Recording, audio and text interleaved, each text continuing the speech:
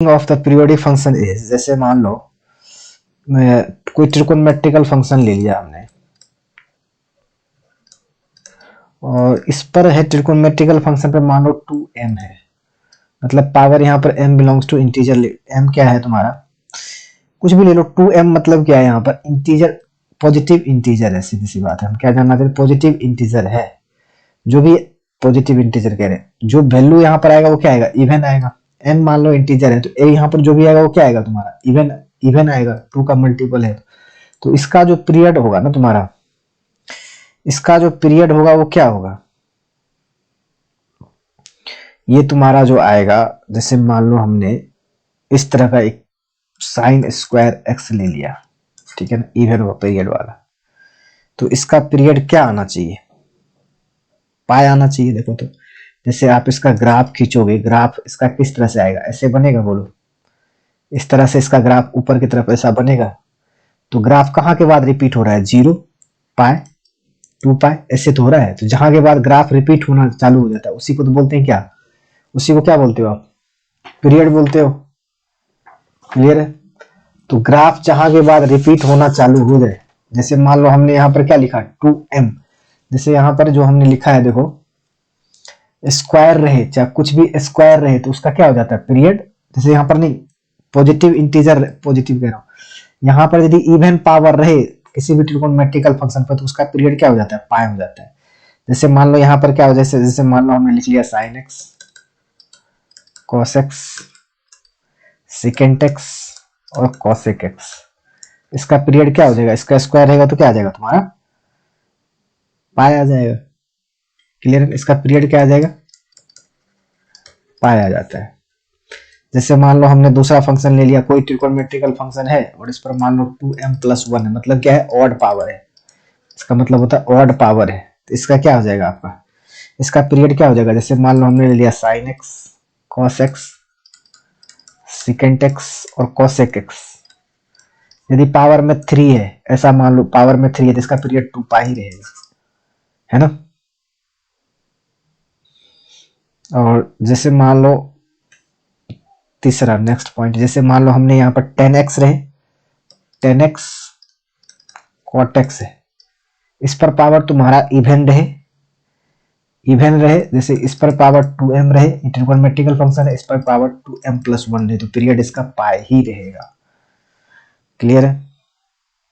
देखो दूसरा पॉइंट इसमें, दूसरा एक मान लो मोड ऑफ साइन एक्स लिया, मोड ऑफ यहाँ हमने कॉस एक्स लिया, दो फंक्शन ले लिया, मोड ऑफ साइन एक्स और मोड ऑफ कॉस एक्स, तो इसका पीरियड क्या होगा, देखो तो यदि कोई फंक्शन ये एफ एक्स इजिकल टू है तो इसका पीरियड क्या हो सकता है, पीरियड का मतलब ये हो गया कि एक ऐसा वैल्यू जिस पर ये जो फंक्शन है वो क्या आ जाए, वो तुम्हारा क्या, दोनों का फंक्शन क्या, दोनों क्या रह जाए, सेम रह जाए, नहीं। तो यदि तुम यहां पर देखो तो f of x plus pi by 2 रखोगे तो ये क्या आ जाएगा तुम्हारा, एफ एक्स ही आ जाएगा। देखो आप F of x plus pi by 2 रखोगे तो ये फंक्शन क्या आ जाएगा, यही फंक्शन आ जाएगा। रख करके देखो आप, mod of sine pi by 2 plus x रखो, नहीं एक्स ऐसा लिख लो यार, sine x plus pi by 2 और यहाँ क्या लिख लो cos, mod of cos x plus pi by 2 रख लो ऐसे, तो ये क्या आ गया तुम्हारा, पाई बाय 2 आ गया। इसका पीरियड क्या आ गया, पीरियड क्या आ गया, पाई बाय 2 आ गया, है ना, क्योंकि F of x plus pi by 2 पर क्या आ रहा है, एफ एक्स ही आ रहा है। सबसे लोएस्ट वैल्यू तो यही होगा, पाई बाय 2 ही होगा। देखो यहाँ पर पाई लोगे तो भी हो जाएगा, लेकिन लोएस्ट वैल्यू पर कहां पर, क्यों कहां पर दोनों बराबर हो रहे थे, पाई बाय 2 पर, तो इसका पीरियड क्या हो जाएगा आपका, पाई बाय 2 हो जाएगा। क्लियर। जैसे मान लो हमने एक फंक्शन दूसरा सेकंड ले लिया, इस तरह का फंक्शन ले लिया, f x equal to mod of sine x minus cos mod of cos x लिया, ऐसा ले लिया, तो इस फंक्शन का पीरियड क्या होगा, देखो तो इस फंक्शन का पीरियड यदि तुम पाई बाय 2 लेते हो तो ये तो चेंज हो जाएगा तुम्हारा, कहां होगा फिर, तो ये आ जाएगा कॉस और ये आ जाएगा तो माइनस में आ जाएगा। फंक्शन कहां आ रहा है, f of x plus T equal to f x आना चाहिए। तो देखो तो f of x plus pi लो आप, तो ये क्या आ जाएगा आपका, साइन एक्स ही रह जाएगा, बोलो साइन एक्स और माइनस और मॉड लगा हुआ है तो कॉस माइनस में होता है, लेकिन कॉस माइनस थीटा क्या हो जाएगा, कॉस पाई प्लस एक्स जो होगा तुम्हारा वो क्या रहेगा, पॉजिटिव, वो निगेटिव, और ये मॉड क्या कर देगा, उसको पॉजिटिव कर देगा, तो कॉस एक्स ही कर देगा। तो एफ ऑफ एक्स प्लस पाई किसके इक्वल में आ गया, एफ ऑफ एक्स के। तो इसका पीरियड क्या आ जाएगा, आपका पीरियड क्या आ जाएगा, पाई आ जाएगा। सीधी सी बात है। अब जैसे देखो तीसरा एक ले लेते हैं क्वेश्चन इसमें, थर्ड। जैसे मान लो f x is equal to है 10 pi x plus fractional part of x, ऐसा है। तो इसका पीरियड क्या होगा, देखो तो इसका जो पीरियड हो जाएगा, जैसे मान लो यहाँ पर 10 का पीरियड क्या होता है, पाई होता है, और इसमें जो कोफिशिएंट है उसका क्या करोगे, हमने बोला था डिवाइड कर दो, और इसका पीरियड क्या होता है 1, तो 1, और ये क्या आ गया 1, 1 का एलसीएम क्या हो जाएगा 1 ही आ जाएगा, पीरियड क्या आ जाएगा इसका 1 आ जाएगा, सीधी सी बात है। चलो नेक्स्ट ले लेते हैं। जैसे यहां पर हमने लिया साइन पाई एक्स ले लिया plus fractional part of x by 5 ले लिया ऐसा।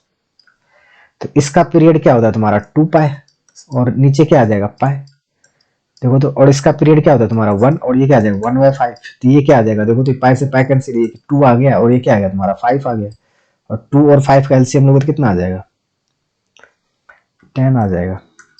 तो इसका पीरियड क्या आ गया 10 आ गया, सीधी सी बात। Clear.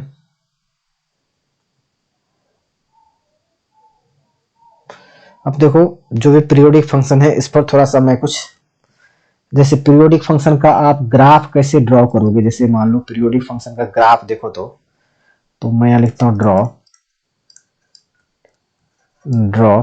The graph of y equal to तुम्हारा दे रखा है क्या ln, और ये फ्रैक्शनल पार्ट ऑफ x है, ये भी फ्रैक्शनल पार्ट क्या है तुम्हारा पीरियोडिक फंक्शन है, सीधी सी बात है। और ln x का ग्राफ मैं आपको बता चुका हूं, देखो तो यहाँ 1 होता है, और ये जो फंक्शन आते हैं इस तरह से तुम्हारा ये हो जाता है, बताओ। तो चलो इसको देखते हैं, यहाँ पर रफ स्केच इधर बनाते हैं।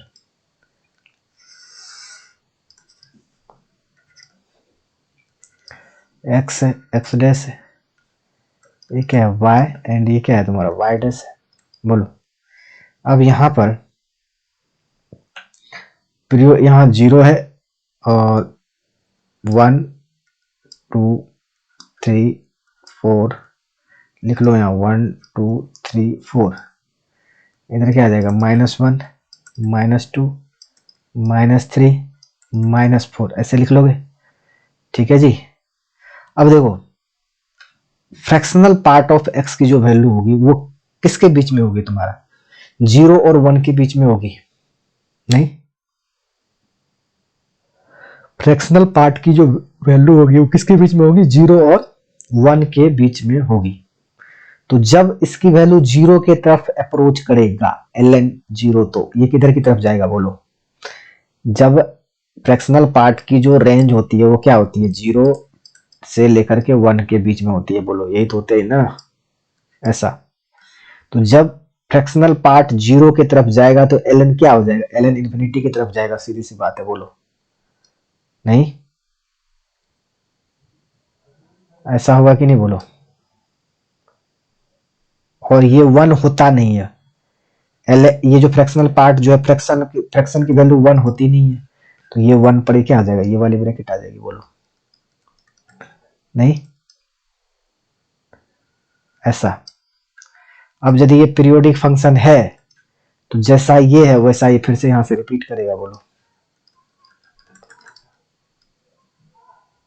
ऐसा रिपीट करना चालू हो जाएगा इधर नेगेटिव साइड में, ऐसा नहीं, क्योंकि फ्रैक्शनल पार्ट की वैल्यू 0 से 1 के बीच में ही देगी, ऐसा हो जाएगा तुम्हारा ग्राफ। रेंज क्या हो जाएगा इस फंक्शन का, रेंज क्या हो जाएगा तुम्हारा माइनस इन्फिनिटी, देखो -∞ टू 0, क्यों, क्योंकि ग्राफ y एक्सिस पर किधर गया, नीचे की तरफ गया, और यहां तक कहां आया, वो यहां तक 0 तक आया, नहीं, y इजिकल टू वाई की तो वैल्यू होती है रेंज, तो यहाँ 0 से लेकर इधर क्या आ गया, इन्फिनिटी की तरफ चला गया। तो ये क्या आ गया तुम्हारा ग्राफ आ गया इसका। सिमिलरली चलो एक दूसरा ग्राफ देख लेते हैं इसमें, y इजिकल टू 1 अपॉन में फ्रैक्शनल पार्ट ऑफ x, इसका ग्राफ देखो। ये जो ग्राफ आएगा y इजिकल टू 1/x का ग्राफ से बनेगा। देखो y इजिकल टू 1 अभी ग्राफ का लेक्चर आगे देखेंगे, वैसे आप यहाँ देख लो रफ स्केच, कुछ ज्यादा बड़ी चीज नहीं है। x इजिकल टू 0 करोगे तो y की वैल्यू क्या हो जाएगी, x 0 की तरफ जाएगा तो y इन्फिनिटी की तरफ, और x 0 की तरफ जाएगा तो y x 0 की तरफ जाएगा तो y इन्फिनिटी की तरफ, और y 0 की तरफ जाएगा तो x इन्फिनिटी की तरफ। ऐसा बनता है ग्राफ, इस तरह बनता है दोनों क्वाड्रेंट के अंदर। तो ये देखो, तो इसका जो शेप लेगा कुछ इसी तरह का शेप लेगा। देखो कैसे,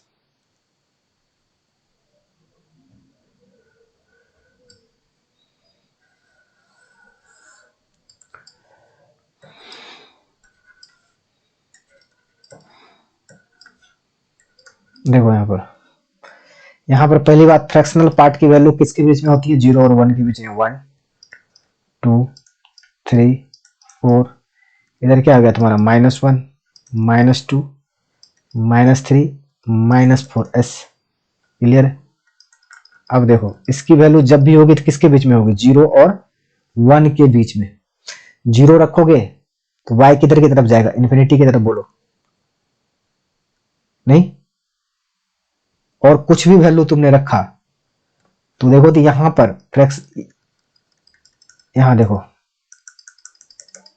यहां देखो आप, यदि फ्रैक्शनल पार्ट की वैल्यू 0 की तरफ आएगी, देखो यहाँ पर 0 की तरफ तुम टेंड करोगे इसको। फ्रैक्शनल पार्ट यदि 0 की तरफ जाएगा, ये इसकी वैल्यू फ्रैक्शनल पार्ट की 0 होती है ना, 0 होगी तो y इन्फिनिटी की तरफ जाएगा। और मैक्सिमम फ्रैक्शनल पार्ट की वैल्यू क्या आती है, 1 आती है, तो मतलब y की वैल्यू 1 से बड़ी ही रहेगी।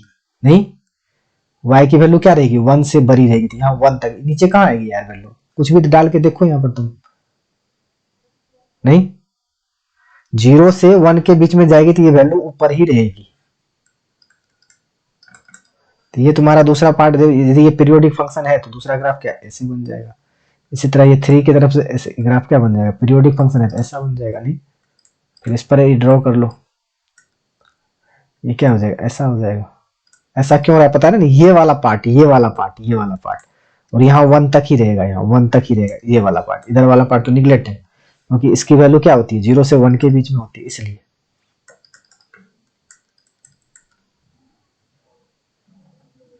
ये ऐसा आ जाएगा। इसी तरह बना लो सब में, रिपीट कर लो, रिपीटिंग हो गया ऐसा ग्राफ।